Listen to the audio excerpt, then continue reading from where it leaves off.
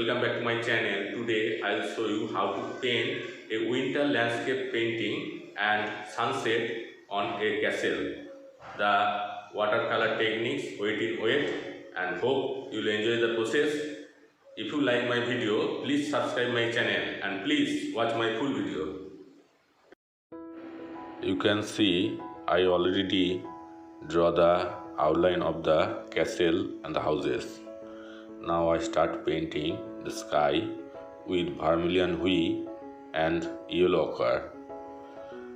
At first, the first wash, I will paint the sky and the effect of snow.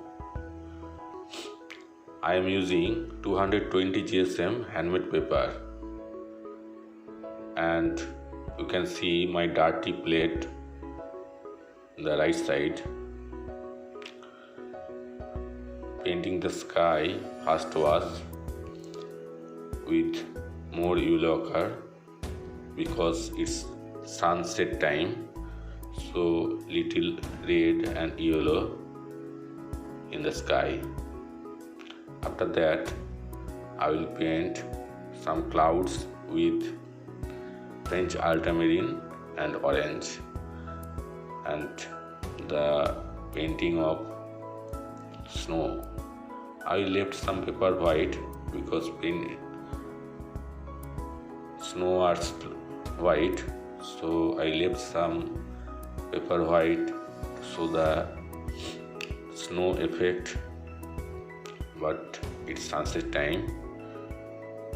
I will using French ultramarine and cobalt blue on the shade of the shadow of the snow and little yellow ochre.